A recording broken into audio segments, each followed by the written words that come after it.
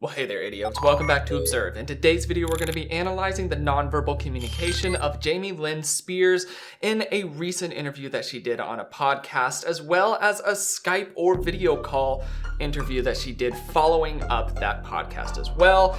As you can see, this is a little bit of a shorter video. There will be more on that in just a second. Let's go ahead and let's roll the intro.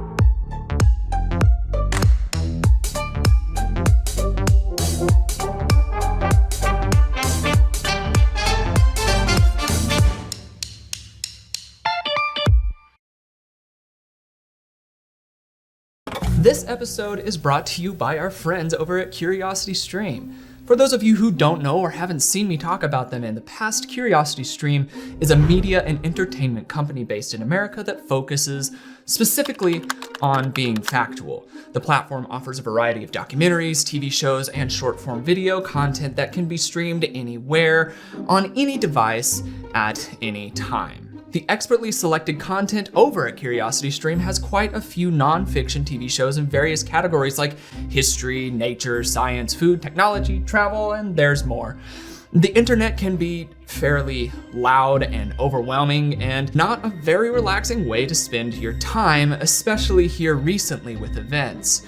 I can personally suggest that you spend some time in the nature category over on Curiositystream. Spending time in nature itself is always calming for me, but I'm not always able to get out of the office or the house to spend the time that I would like to. So instead, I spend time watching nature documentaries. Maybe it could help for you too. It does for me. If you sign up and try it, let me know if you do actually appreciate that as well, or if it helps you on any level.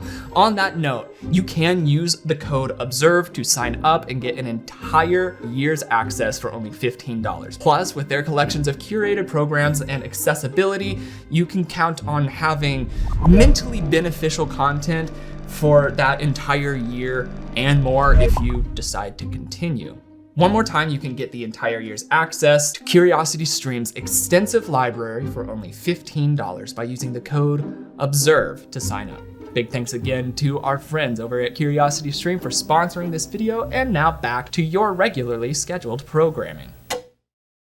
Okay, so many of you did ask me to take a look at this interview, and I did. I looked through it all the way through multiple times, gathering information and understanding where I wanted to go with this video. And as I gathered the information and picked up on some of the same tells that I saw in the prior interview, I realized that in this situation, for me to continue on this case, I will be adding very little unless something dramatically different happens. So I'm gonna talk to you a little bit at the very end of this. There are a few things that I would like to look at, hear from Jamie's side on things, and then we'll talk at the very end. Let's go ahead and get into the actual analysis. Why have you never said any of this to the critics that are like, wow, you were on the conservatorship, which we'll get to, but it's like, what, like people that are like, you never tried to help her. You're literally sitting here being like, I was looking up things. I kind of just thought that like, Real quick, before she responds, I went through, as I said, the entire interview, but this is the section here that is kind of directly addressing the people who are asking these questions on the internet, and I would be considered, I suppose, in that group. So I wanted to be able to look at this and see what we can see during this time, especially considering the context of all of the information that we've gathered about Jamie in the past. So let's just see how this plays out, and we'll talk about it as it goes along.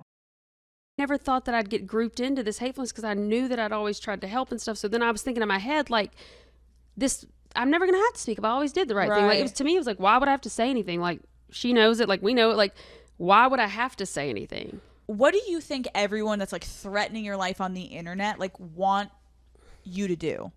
I think they just want me to not exist. And if I do exist, it needs to be to support, you know, someone else's life. And I think that I can exist and also support, but also protect myself.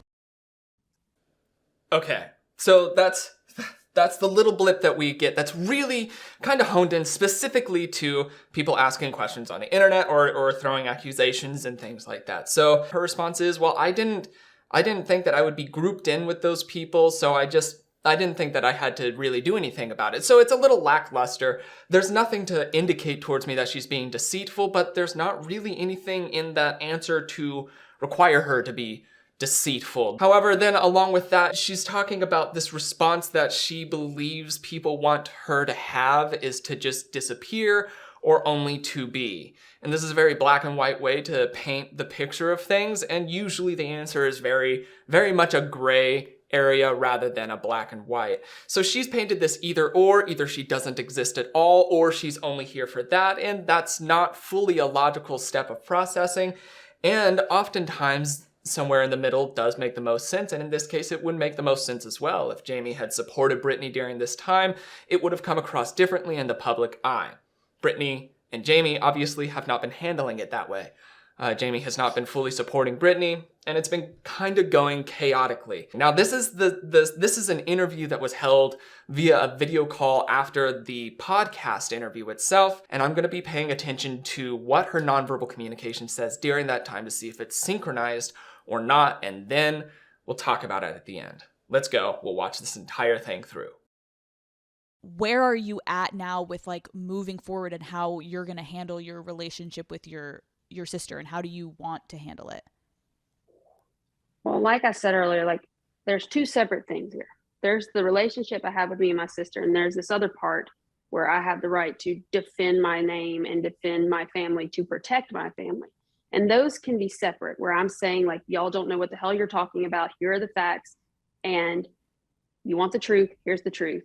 And then the separate side is that this is my sister who I know and I love. And when every headline's gone away and everything else is done, I'm still going to be your sister. It doesn't matter. And people need to stop inserting themselves into our situation and egging it on and encouraging it. I mean, I get called everything from like an abuser to a human trafficker. And like, first off, what the hell? And also I've read you the text messages that I've sent. Like, where in that text message do you feel like those kinds of names are appropriate to call me? You should be encouraging healing and something to like really be fixed here, because it's very clear that there are people in pain in this situation. It's apparent that it's not a healthy thing for anyone, yet we're egging it on because we love the shit show. And it has to stop, because it's not funny. Like, this is my life. These are people I love. And look what's happened to my family when all these people have inserted themselves. This one's got a lawyer. That one's got a lawyer. This one's got a friend. This one's got an agent. We need to separate it all and just be a family again, or else we're just going to end up back where we started. And that's not what we want. So next time people just decide to go ahead and have fun on the internet, oh, it's so funny, these two. No, this is my blood. I'm going to choose her over you every single time. I've sat silently and I've allowed all this crap to happen, but I'm done. Okay, because I have the blood of my children and my wonderful life that I've created, and I'm allowed to defend it. I love my sister. I'm always going to love my sister. But anyone who's encouraging this kind of thing and encouraging this behavior, you are just as guilty as anyone who has been abusive or anything else of the comments they like to say. Like, what are you doing? All I want to do is love and support my sister and end this nonsense. This is ridiculous. Like, the world, just grow up. How would you, moving forward, like to handle all of this with your sister? Privately. I don't want to do this anymore. This is embarrassing. I want to do it privately, and I want to go be her sister as I've always been. That's it. And to everyone that's like, well, you say you want to do it privately, but now you're like going on and you're exposing stuff like this. Like, can you explain to people your reasoning behind speaking up in this capacity?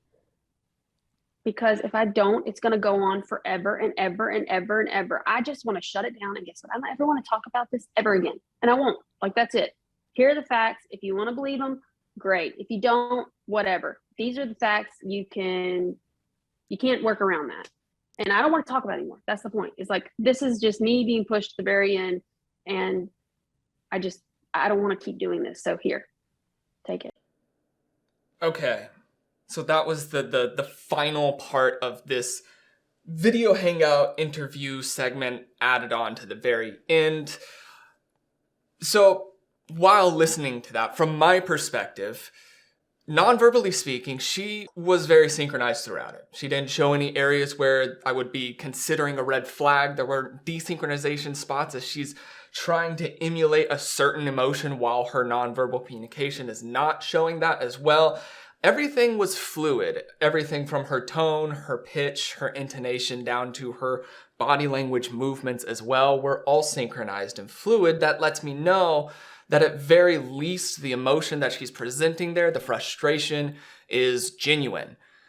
That's what we can know for sure there, is that she's genuinely frustrated. Now, my thoughts on the matter is that this is interesting from her, is that she's trying to immediately detach from the situation after things have gone poorly with releasing a book, and it kind of can come across as suspicious that now she's trying to be like, yeah, well, now I'm done. Until something else comes up in this case that requires my attention or that adds new information that would hopefully be valuable, then I'm not going to continue doing videos on this case. And it's not because of Jamie or Brittany or any of the adults involved, but more so because of the fact that, there are children involved in this. And even just the side effects of this and being in that family, I'm at least not gonna add part to it unless I have something useful to say. So if you want to hear my opinion on Jamie Lynn Spears and how she kind of handled everything, I suggest you go and watch the interview before this, where I break everything down non-verbally for you to be able to see. In this one, everything that I said before in my prior analysis pretty well holds up to what we saw there. But without further ado, that's all that I've got for today. My name is Logan, and you have been oh so awesome, as you always are, and I will see you in the next video. Cheers, guys.